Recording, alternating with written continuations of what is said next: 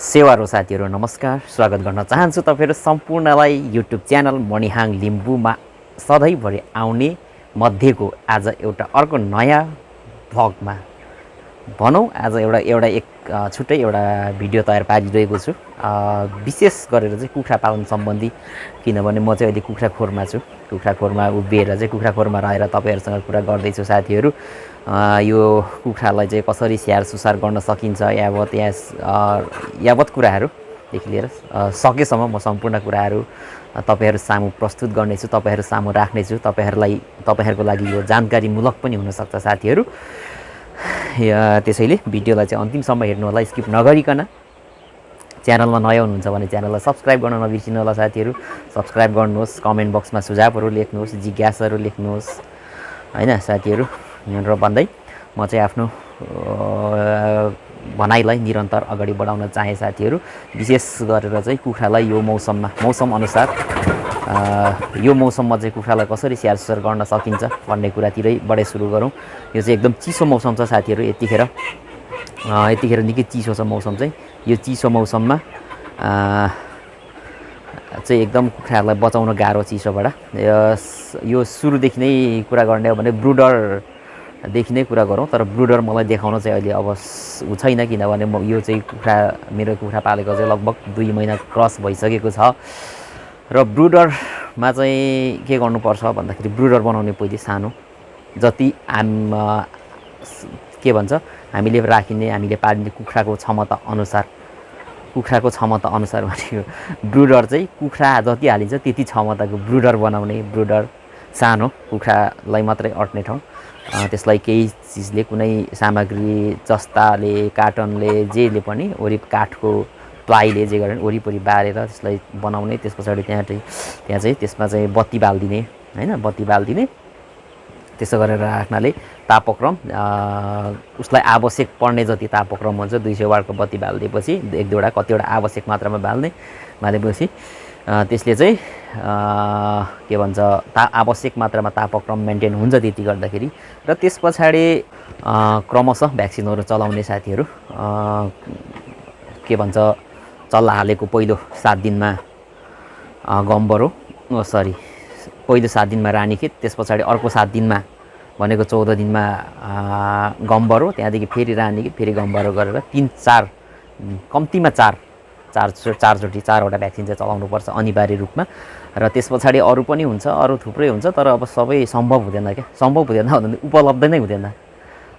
कस्तो भने हामीलाई जति आवश्यक छ त्यति अर्डर गर्दाखेरि महँगो हुन जान्छ, तर प्रशस्त रूपमा उपलब्ध छैन। र त्यो खासै त्यति अब प्राविधिकको सल्लाह अनुसार चाहिँ त्यो चाहिँ प्रयोग नगर्दा पनि हुन्छ भन्ने कुरा पनि छ हैन। त्यो चाहिँ नलगाउँदा पनि केही फरक पर्दैन भन्ने कुरा पनि छ साथीहरू। अब यो चाहिँ अब हामीलाई त्यति राम्रो थाहा भएन, तर पनि हामीले प्रयोग नगर्दा पनि भएकै छ साथीहरू। त्यसरी गरेर 7 दिन प्रत्येक 7 दिनमा 4वटा भनेको 28 दिनसम्ममा चाहिँ 4वटा भ्याक्सिन चाहिँ चलाइसक्नुपर्छ। त्यस पछाडि भनेको तर यो त्यति भइसकेर पनि यो एकदम के भन्छ चिसोबाट चाहिँ बचाउनै पर्छ कुखुरालाई। चिसोबाट बचाउनको लागि प्लास्टिक खोरको वरिपरि प्लास्टिक राख्ने। अलिक तापक्रम बढ्दै गएपछि फेरि प्लास्टिकलाई खोलिदिने, प्लास्टिक खोलेर फेरि खुल्ला बनाइदिने। र बिहान र बेलुका पानी तताउने, आगोमा पानी तताउने। तातो पानी ल्याएर चाहिँ तातो पानीमा चाहिँ आवश्यक मात्रामा भिटामिन हाल्ने। भिटामिन औषधिकै प्रयोग गरिन्छ आफ्नो अनुसार। त्योसँगै प्रयोग गरेर पानी राखिदिने। कुखुरा बस्ने भुइँमा चाहिँ प्रशस्त मात्रामा भुस ओछ्याउनुपर्छ, नत्र यो भुइँ चिसो हुने भएकोले एकदम भुइँ चिसो भएपछि चिसोले एकदम समातिहाल्छ। र तातो पानी चाहिँ अनिवार्य दिएन भने पनि ज्यादा समस्या आउँछ।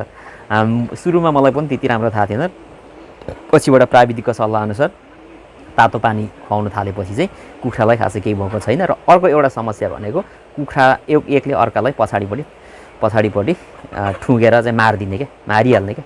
एउटाले ठुँगेर घाउ बनायो भने त्यहाँदेखि खेद्दै अर्कोले नि ठुङ्ने, अर्कोले ठुँगेर घाउ बनाइहाल्ने। त्यो समस्याहरू थियो। त्यो चाहिँ प्राविधिकसँग सल्लाह गर्दाखेरि यो कुरा चाहिँ मैले अस्ति पनि भनेको थिएँ अघिल्लो भिडियोहरुमा। प्राविधिकसँग सल्लाह गर्दाखेरि चाहिँ क्याल्सियमको कमीले यस्तो हुन्छ र क्याल्सियम लगेर खुवाउनु भनेर प्राविधिकको सल्लाह मिल्यो। त्यस पछाडि मैले 2 लिटर जति चाहिँ क्याल्सियम खुवाउँदा पनि खासै त्यति साह्रै यो चाहिँ यो समस्या चाहिँ समाधान भएको थिएन साथीहरू। र अर्को एकजना लक्ष्मी मार्गमा एकजना दाइ हुनुहुन्छ टिका बजाकै, उहाँले चाहिँ के आइडिया दिनुभयो भन्दाखेरि 5 लिटर पानीमा यो यति औँलाले जति निमोटेर जति यस्तो चेप्दाखेरि जति नुन चेपिन्छ त्यति चाहिँ 5 लिटर पानीमा हालेर खुवाउनु भनेर भन्नुभयो।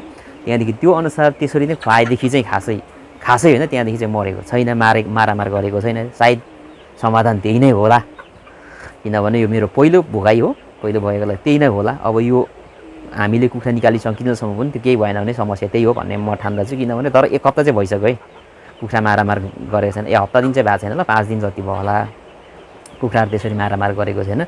र त्यो पनि एउटा आइडिया हो, त्यो पनि सम्झिराख्नुहोस् तपाईँहरूले। तपाईँहरू पनि लोकल कुखुरा व्यावसायिक रूपमा पालन गर्ने सोच गर्नुभएको छ भने त्यो कुराहरूलाई पनि नोट गरिराख्नु होला साथीहरू। र त्यस पछाडि दाना कसरी खुवाउने भन्ने कुरामा चाहिँ सुरुको दिनमा 0कै दाना खुवाउने हो। त्यस पछाडि 28 दिन लगभग झन्डै 28 दिन नै खुवाएँ मैले चाहिँ। त्यस पछाडि चाहिँ 1 नम्बरको खुवाउने हो।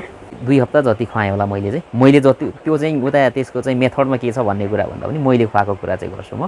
1 महिनासम्म खुवाउन सकिन्छ, किनभने सानो चल्ला अवस्थामा धेरै खाँदैन पनि, खुवाउन सकिन्छ।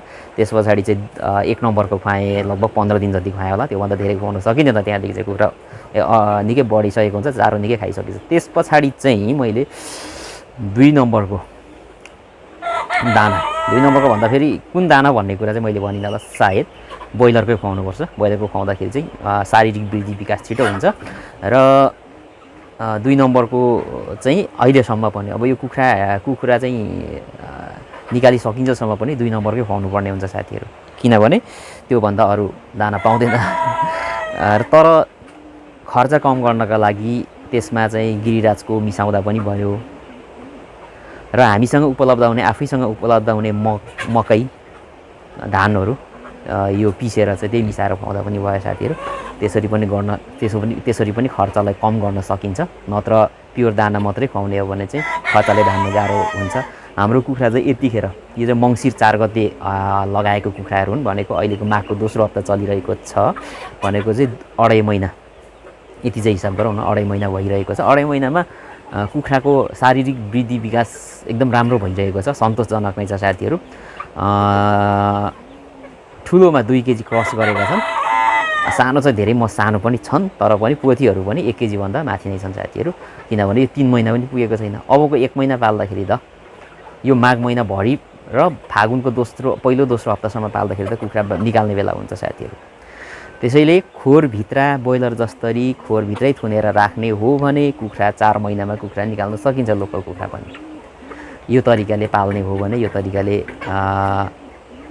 स्याहार सुसार गर्ने हो भने त्यसरी गर्न सकिन्छ साथीहरू। त्यसरी तपाईँहरू पनि लोकल कुखुरा पालन व्यवसाय सुरु गर्ने सोचमा हुनुहुन्छ, तपाईँहरूले एक खालको चाहिँ सोच बनाउनु भएको छ भने यसको आइडियाहरू चाहिँ त्यो हुन्। विशेष गरेर चाहिँ सबभन्दा पहिले कुरा त तपाईँहरूलाई म के सल्लाह दिन्छु भन्दाखेरि व्यवस्थित खोर बनाउनुहोस्। यो जति पनि मैले पालिरहेको खोर अव्यवस्थित छ, खोर चाहिँ व्यवस्थित बनाउनु पर्ने हुन्छ। व्यवस्थित भन्नाले चिसोबाट बस्ने खालको, घामको प्रकाश आउन सक्ने खालको, र चाहिँ वन्यजन्तुहरूको आक्रमणबाट त्यहाँबाट एकदम बचाउनुपर्छ। वन्यजन्तुको आक्रमणबाट चाहिँ विशेष गरेर चाहिँ न्युरी मुसाले चाहिँ सकिहाल्छ साथीहरू। त्यसमा चाहिँ एकदम सजगता अपनाउनु पर्ने हुन्छ साथीहरू। र खोर बनाउँदाखेरि कुखुरालाई बस्ने खालको, यहाँ जुन मेरो पछाडि देखिराख्नु भएको छ तपाईँहरूले, यो चाहिँ एउटा चाङ हो। यो यसरी कुखुरा बसिरहेको पनि देख्नुभएको छ तपाईँहरूले। कुखुरा यसरी बस्न रुचाउँछ, त्यसले गर्दा यस्तो खोरभित्र यस्तो बनाउनु पनि उपयुक्त हुन्छ। नबनाउँदा नि फरक नै पर्ने त होइन, भुइँलाई अलिक न्यानो बनाउँदा हुन्छ, तर यसो गर्दाखेरि कुखुरालाई अलिक राम्रो हुन्छ नि त, अलिक राम्रो हुन्छ। कुखुराहरू माथि बस्छन्, चिसोले त्यति छुँदैन, त्यो समस्या समाधान, चिसोको समस्या समाधानको लागि त्यो पनि एउटा उपाय हो। र चारो कम गर्ने, खर्च कम गर्ने अर्को उपाय भनेको झारपात खुवाउने साथीहरू। झारपात खुवाउने सागसब्जी आफूसँग जे उपलब्ध भएको सागसब्जीहरू खुवाउँदा नि हुन्छ। मेरो चाहिँ रायोको साग छ र त्यो खुवाउने पनि गरेको छु साथीहरू। र अरू साग अरू झारहरू खुवाउँदा पनि हुन्छ र खुल्ला पाल्न पनि सकिन्छ कुखुरालाई चाहिँ। रातिमा चाहिँ यसरी खोरमै राख्ने, बिहान चारो र पानी दिने, त्यस पछाडि फेरि छोडेर त्यसरी नि पाल्न सकिन्छ कुखुरा। त्यसरी पाल्ने हो भने समय अवधि अलिक ज्यादा लाग्न सक्छ, तर आर्थिक लगानी खर्च चाहिँ अलिक कम हुन्छ। त्यसो गर्दाखेरि समय अलिक ज्यादा जान्छ र त्यस्तो कुखुरा चाहिँ लगभग अलिकति बिक्री गर्दा पनि अलिकति उचित मूल्यमा बिक्री गर्न सकिन्छ। यसलाई चाहिँ अब हामीले खोरमै पालेकोलाई चाहिँ त्यति त्यो भन्नलाई सजिलो हुन्छ क्या, उनीहरूले लगेर बेच्ने त त्यही मूल्यमा हो। तर यहाँ जो लाने व्यापारी साथीहरूले चाहिँ के भन्छ भने यो त हुँदैन नि, यो त त्यस्तो बाहिर पाले जस्तो मिठो हुँदैन, त्यही भएर यो त राम्रो बिक्दैन। मिठो त हुँदैन होला, त्यो म पनि गर्न सक्छु, अनुमान गर्न सक्छु मिठो चाहिँ हुँदैन होला, तर उनीहरूले बिक्री गर्ने मूल्य चाहिँ त्यही हो उता लगेर, किनभने लोकल कुखुराको मूल्यमा बिक्री गर्छ नि त साथीहरू। त्यही भएर त्यो पनि उनीहरूको पोलिसी हो साथीहरू, त्यो उनीहरूले गर्नु पनि पायो। अब चाहिँ लगभग मैले तपाईँहरूलाई आफूले भोगिरहेको भोगाइहरू चाहिँ तपाईँहरूमाथि सेयर गरेँ साथीहरू। तपाईँहरूलाई कतिको ठिक लाग्यो भने ठिक छ भनिदिनुहोस्, ठिक लागेन भने ठिक छैन भनिदिनुहोस्, कमेन्ट बक्समा भनिदिनुहोस् साथीहरू। र कुनै जिज्ञासा छन् भने जिज्ञासाहरू पनि राख्नुहोस्, म तपाईँहरूको जिज्ञासालाई मेटाउने कोसिस गर्छु। आफूले जानेको म मेटाउने कोसिस गर्छु।